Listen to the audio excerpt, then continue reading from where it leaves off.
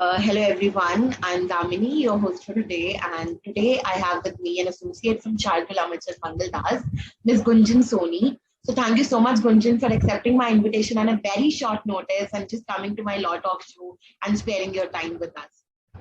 No, yeah, pleasure is all mine. I mean, it took a lot of hiccups to actually sort of arrange this, but I'm glad that we did it anyway.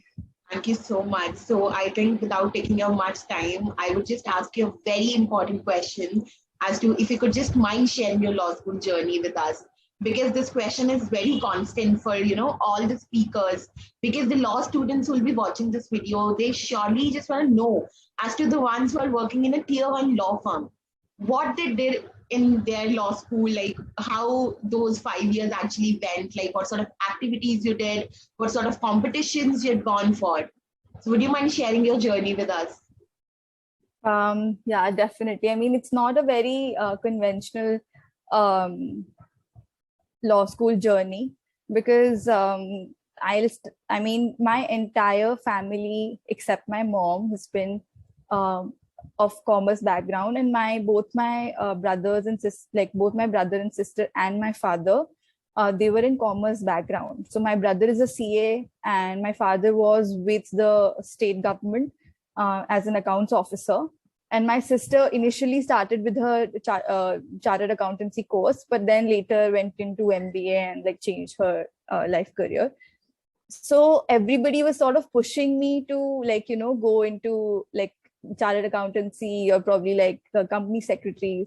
But I knew that that's not what I wanted to do. So one fine day, we were just discussing options, and my brother was like, why don't you try law? And I was like, okay, I don't like maths at all. So the first question I asked him was, does it have maths as an entrance exam? He's like, only for 10 marks. And I was like, okay, that's something that I can do. And then, of course, I sort of gave my CLAT, didn't clear it in the first go, didn't clear it in the second go, didn't clear it in the third go. In the second go, but I did clear the CET, which is the exam for Indraprastha University, and I got into Amity Law School, Delhi, which was, I think, in hindsight, was really like, something that should have happened to my career, because I feel that I would never have been able to cope up with the kind of pressure a national law university has, because I've seen people really crash. But I mean, that depends from person to person. Started off with my first year, it went like crazy in the sense that I was quite affected by the fact that I didn't clear the CLAT, and that is when I gave my CLAT for the third time. 1 year went by like anything. It was all tears, it was all pressure, switching from Jaipur to Delhi. I mean, I wasn't as I would say polished when I entered law school.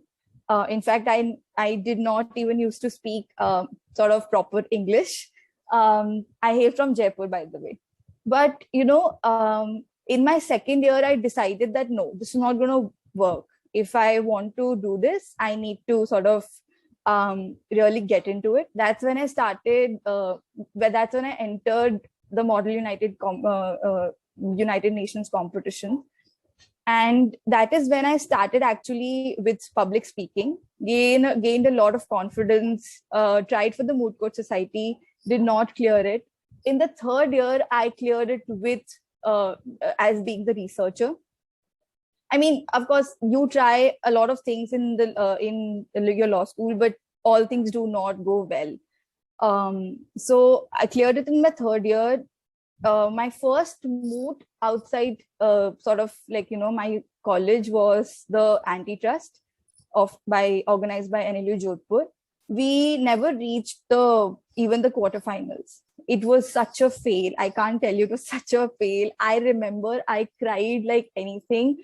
My best friend is in NLU Jodhpur, so I remember she was sitting in the garden. I was laying in her lap, and I was just crying that okay, this did not go well and all that.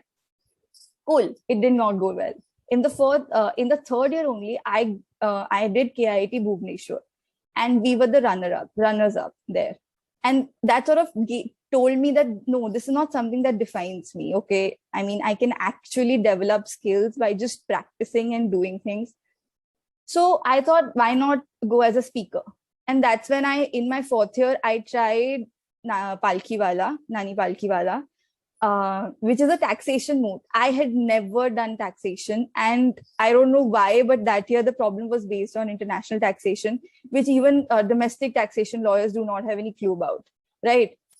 Cool. I was like, okay, doesn't matter. I'll just do it. What will happen? I will just not clear the quarters. It's fine. And that's when, the result was I was a semi-finalist, and it was a huge deal for me. I mean, you can't imagine coming, like, developing from a person who did not even used to speak English well to, actually being the semi-finalist as a speaker in like a tier 1 moot in India. Which it was a great deal for me. So law school journey has been something I would say I've gained a lot of people from there. Like my best friend, the other best friend, I lived with her for like entirety of my 5 years, and we shared hostel rooms, PG rooms, and all that. A lot of people, law school is just like a roller coaster. I can't say anything. And I tried everything from ADRs, alternative dispute resolution, negotiations, client counseling, debating, everything. I tried everything. And that's when I realized that, okay, this is something that I wanted to do, was litigation. So I think that's what I would say, that, it was something which was like a hands in all your baskets, honestly. But I think that was, what do you call it? That was your struggle, that you actually tried for CLAD for so long, but you could not I mean, pick up. Yeah, but you joined Amity. And then, maybe like when you joined third year or fourth year, you were able to participate in good moot court competitions. But Gunjan, one more thing, like the people will be watching this video, they'll surely say that, okay, like you did moot court competitions, you actually started up with the, being the researcher of the team, being the speaker of the team. But what about other sort of activities? Did you do only moot court competitions, or did you try to focus on academics plus some sort of publications? Like, does these things also matters, or like only these sort of activities? From the perspective of a law student, I would say that a law student needs to try everything, right? In my first year, I don't want to like sort of brag, but I did top the college. But by my second year, I realized that that's not the only thing that I wanted to do. So I started focusing on other things like moot court competitions, Model United Nations, a lot of other things. And I also wrote like 3 papers which were published, one for a seminar publication which was from NLU Delhi, one for the competition law compilation by I think DSNLU. So there, like 2-3 small publications I did, like, try that. I wanted to know, because if people will be watching this video, they'll surely say that you actually shared experiences of the moot court competition. But what about publications? Because, right now the trend is something that people are actually, what do you call it, writing a lot of papers, getting them published. So what do you say? That publication are also important, moot courts are also important, and one should actually balance the academics plus co-curricular activities, right? I think for me, I would say that you should try to balance it, in the sense that, let's say ultimately, if you want to pursue your masters from outside India, everybody knows that academics like hold a lot of, like, a huge amount of importance. I'm not saying with respect to only jurisdictions from, let's say, like UK, because UK does like sort of focus on academics much more than other jurisdictions. But even for other universities, they require a certain amount of quota of like threshold for sort of your percentage. That's important. You should focus on it, because by the end of your fifth year, or by the end of your law school, even if you don't have any kind of plans for your masters, it's fine. You don't have to have that plan, but you should have the requisites for it. So that let's say by 2 years or 3 years into your practice, you realize that, okay, I really want to do my master's now. Then you sort of will fall back to your criteria of your percentage. So that's something I feel you should balance. And at the same time, I would say that writing research papers is of equal importance, not just for the purposes of getting admitted into a master's degree, but for the purposes of just honing your writing skills and your analytical skills. Because I feel that when I started writing, I got better at drafting a lot of things. Pleadings, you would say, are just a little bit better. I wouldn't say it makes a huge impact that it will turn like a 2-star draft to like a 5-star draft, but it will make you 2.5, which is important to have that edge if you want to make it in the fraternity. Okay. But people say, or it is not important what they say, but right now the trend is something that people are actually struggling to get a lot of internships, right? People want to get into law firms. They want to intern at tier 1, tier 2, tier 3 firms, or maybe the litigation chambers. So you need to tell me as to how many internships you did when you were in law school. I think I did 13 or 14 internships. Okay. But now you need to tell me as to what sort of internships you did and what sort of advice you want to give to the people who are actually struggling to get a lot of internships nowadays. Okay. When I had to get my first internship, I also went back to my seniors, asked them what sort of internship should I sort of apply. And they were like, you should go for an NGO, you should go for a parliamentary internship, or you should go for some kind of tribunal. I don't know. I mean, a lot of options were given to me. Ultimately, I interned with a lawyer in the Rajasthan High Court and the Consumer State Commission of Rajasthan. And that was a great experience for me. That's when I realized that maybe I did not gain the experience for an NGO, but I did realize that, okay, this is something that I would want to do. So I don't think going on a particular way, having a set plan that, okay, first internship, I'm going to go for an NGO, second internship, I'm going to go for, let's say, litigation. I mean, anything that you've been advised. Focus on what kind of skills you want to develop. If you're into policy, if you feel let's say you want to go into policy making, or you want to sort of go into human rights, something like that.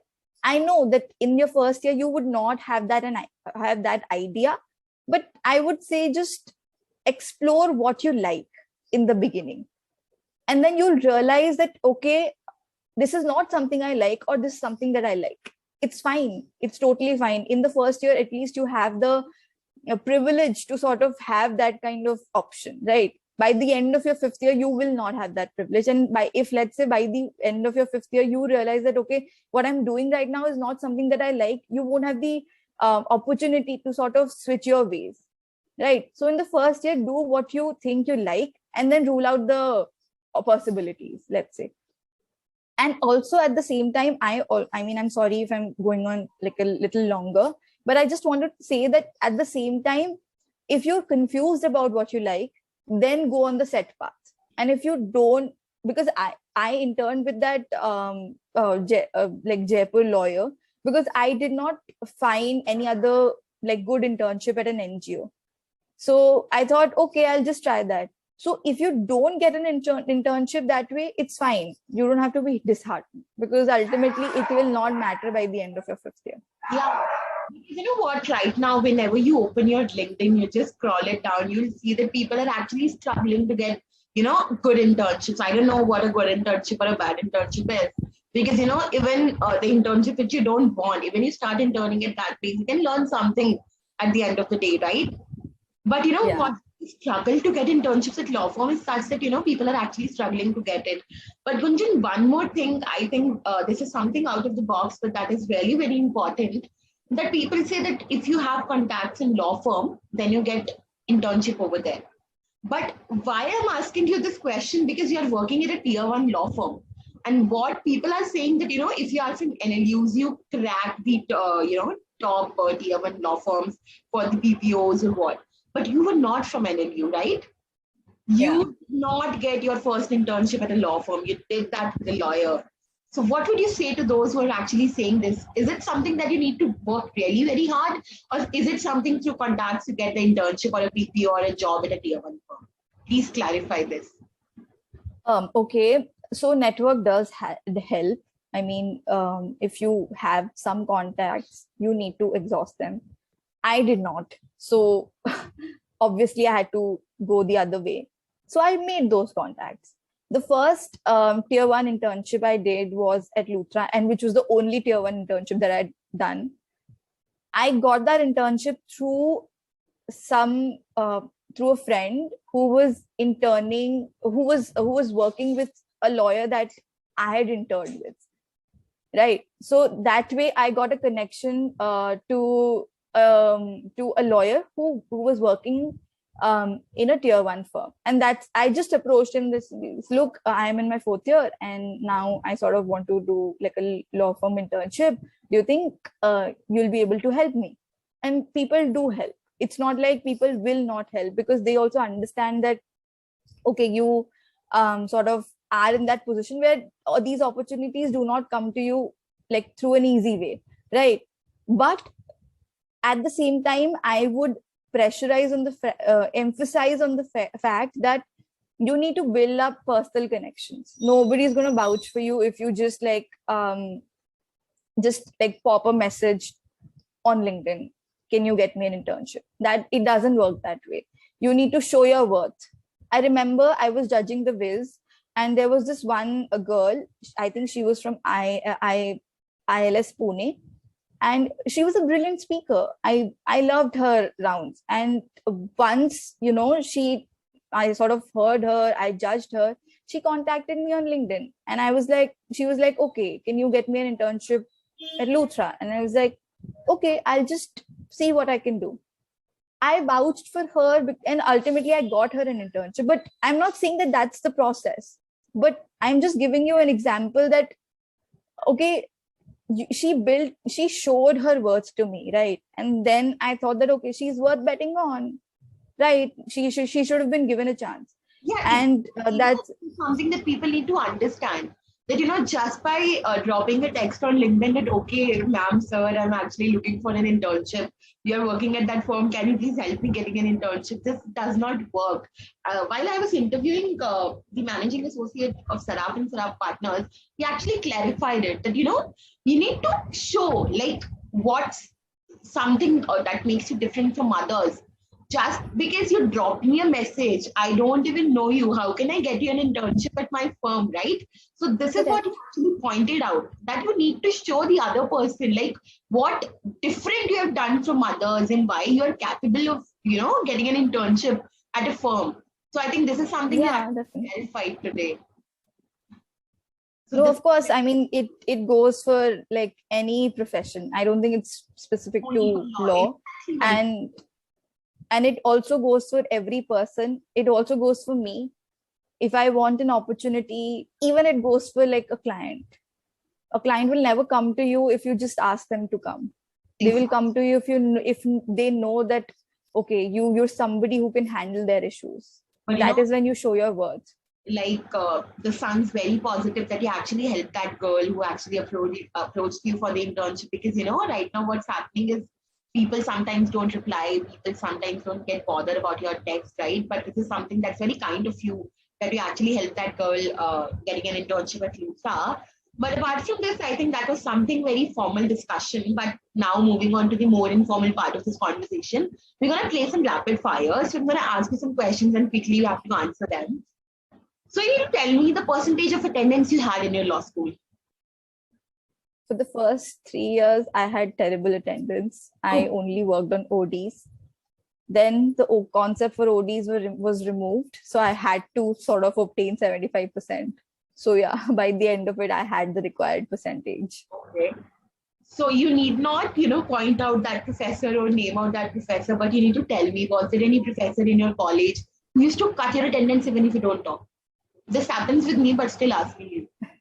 Yeah, this has always happened to me. I mean, when I was in school also, my friend used to talk and I used to get scolded. And Yeah, that also went, yeah, that also went for college. So, exactly. I mean, This is something, like, I don't know what's that feeling when the professor says that, okay, that's only, 5 minutes left for the class, but you get to know that you won't get an attendance. I can't but really. our professors are kind of, I would say, kind. So I used to go to them after like the class and ask them to sort After of, missing them, sir, sir, please, sir, please give me the attendance. yeah, you know me, I'm not like this. I'm Exactly. a studious person. And then they would say, So okay, yeah. come and attend tomorrow's class, and then accordingly I'll decide based on your behavior. No, that was something that I never sort of promised. I never used to promise that. I was like, "Aap aaj ki de do. I'll manage. I'll see what I'll do tomorrow." Like, what happens is, when you are staying in your hostel, you have to get up, you have to, grab your breakfast and then you used to go to the class. So what happened is I had an 8:30 class at my college, and I think that was just 8:25 or something. So yeah, I was just 5 minutes like early, but I did not enter the class because I got a call from my mom. I had to attend it, but the professor went inside the class and I said that, okay, sir, may I come in? He said that, Damini, you are late. I was like, sir, I was just talking to my family. He said that, okay, let's do one thing. See, you are a studious girl, right? You are here to study. You can't miss my lecture. So just come inside. Attendance should not bother. I was like, yes, sir. I am a studious girl. I should get inside the class. And yes, attendance doesn't matter. That feeling was something like, okay, I'm going inside the class. I'll attend the 45 minutes per lecture. And after that, I'm not getting an attendance. This is something that everyone feels like, क्या feeling है यार ये? And I It's think, excruciating, I would say. yeah, exactly. But now you need to tell me the worst experience of yours, the worst punishment you ever got. Punishment? Yeah. Yeah, no, no, never. And what about the I what? worst experience? Yeah, I would say, okay, it's very personal to me. And when I was like, preparing for Palkiwala, there used to be like an internal sort of like a nationals moot intra amity, and you have to make a team for it, right? At that time, not a lot of people were sort of, doing mooting. So it was like very difficult for me to get a team that way. So somehow I managed. I got through the nationals. Then again, I had to sort of change the team. I changed my team for five times, and ultimately, I mean, I had to make the memo in a very short time of period. A lot of things happened, and I think that sort of stress was the worst experience that I had, and also the best experience I had, because I don't want to ever be put in that kind of pressure. But I'm glad that I, was in that pressure. So yeah, in college, that was my worst experience. But what about the best one? Again, Palkiwala. Dude, you can't imagine the kind of feeling that you get. I mean, I don't know if you can relate to it, but I'm sure the viewers and like a lot of people are going to relate to it, because I have seen so many people who are not from Delhi just hating the Delhi culture and the kind of response you have from, your fellow students when you're not from Delhi. So yeah, I mean, I'm not saying that's specific to Delhi, but it's specific to every law school. I don't know if you've been through that experience. I'm sure some of your viewers are going to be sharing the same kind of experience, but I can tell them that it's not perpetual. You do get out of it, and if you just try harder, it's going to be the best thing that, sort of you have. And I don't think even like, the people who sort of criticized you will also have that experience. It's going to be very personal and like a lifelong inspiration for you.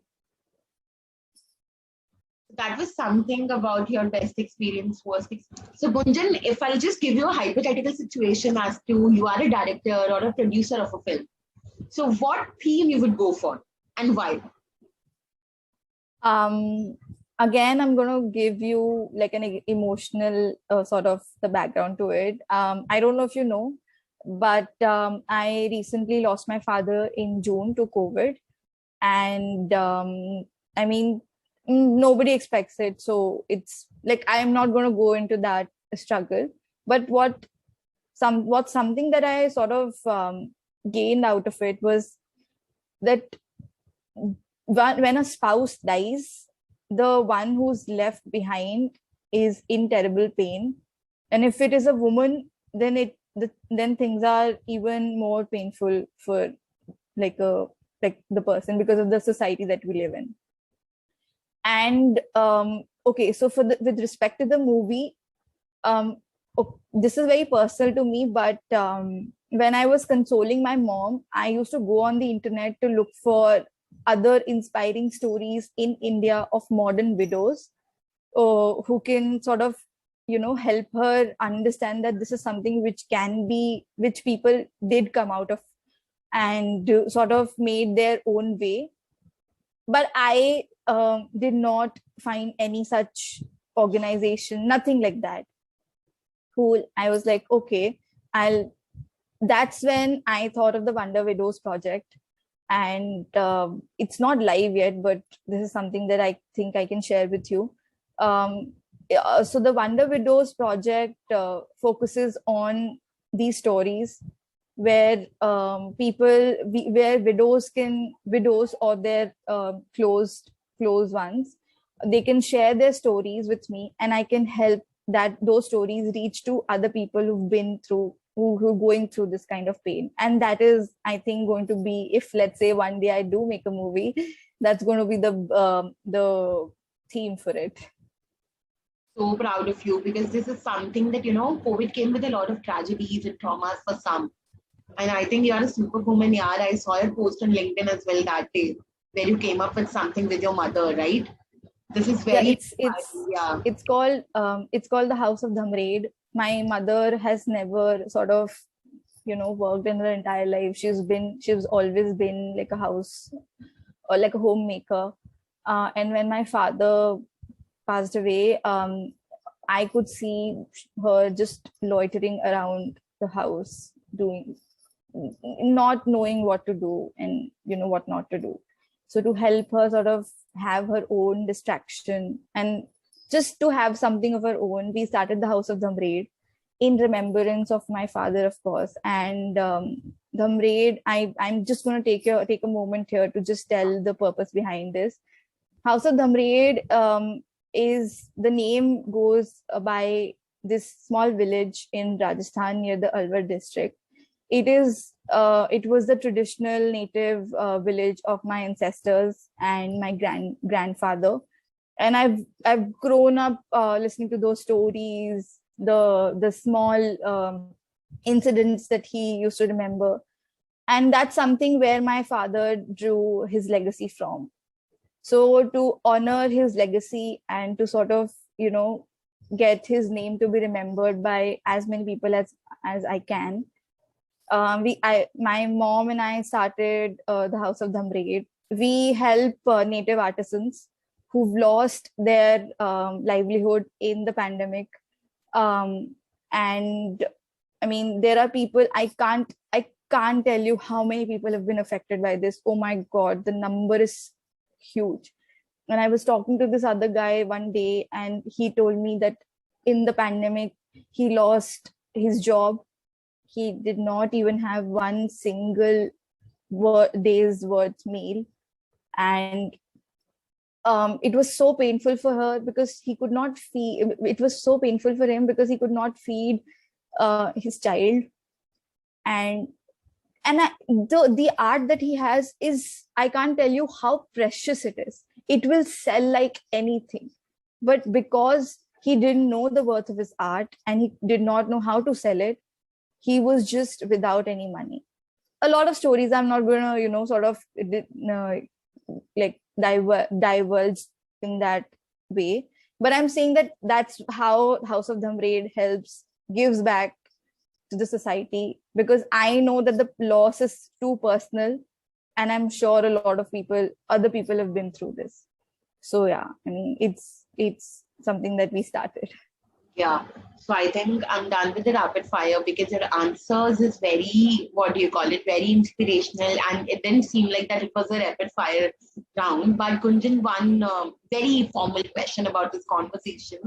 Because this COVID pandemic came with a lot of tragedies and traumas for some. So 2020 and 2021 batch were the one like who were the mostly, the affected ones, because some said that they did not get good internships, some said they did not get their dream jobs in the law firms.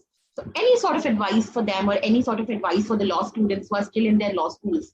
How should they go ahead, and what should the batches of 2020 and 2021 do if they have not received any sort of job letter or something like that?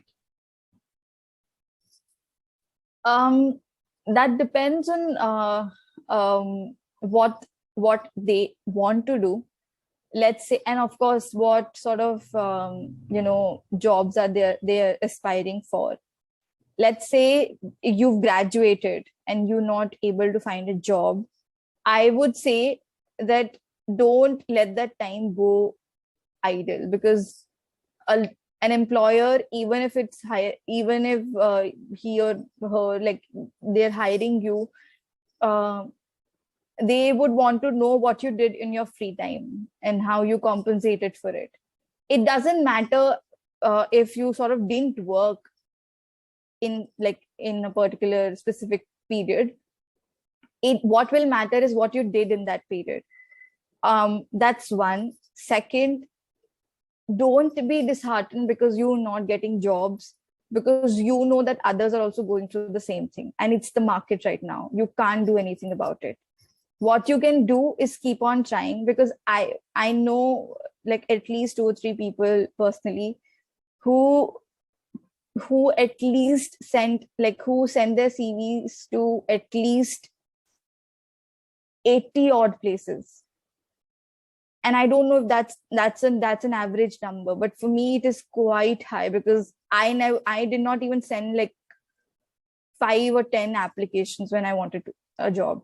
So I know that the market is tough right now. Other people are also going through the same thing, but eventually my friends also got a job.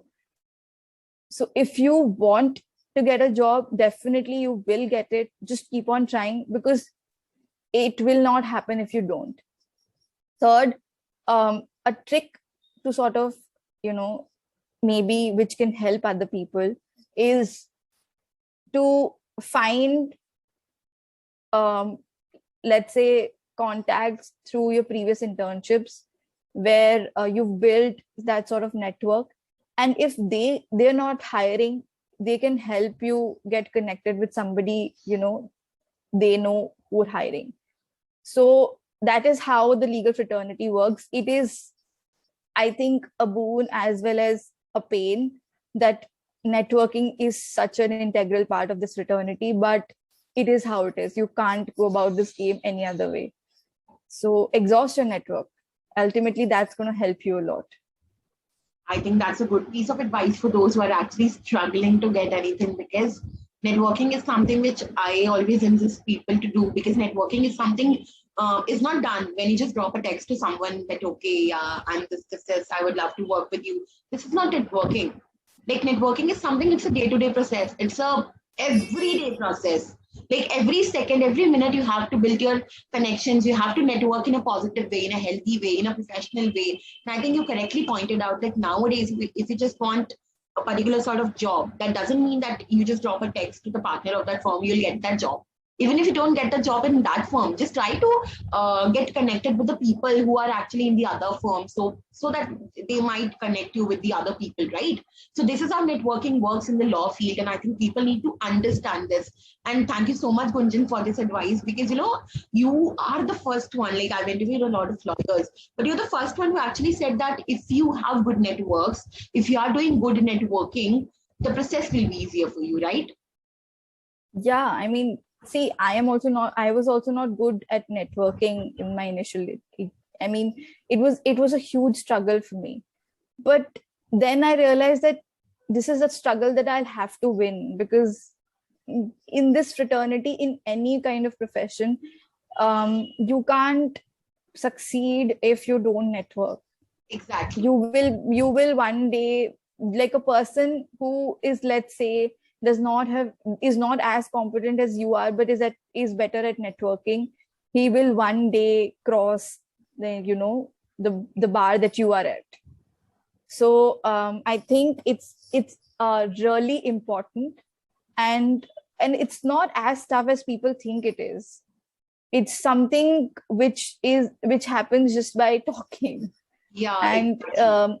you need to not have any prejudices in your mind, because if you think that, okay, I used to think that, okay, if I say this, the other person might think, okay, what is she saying?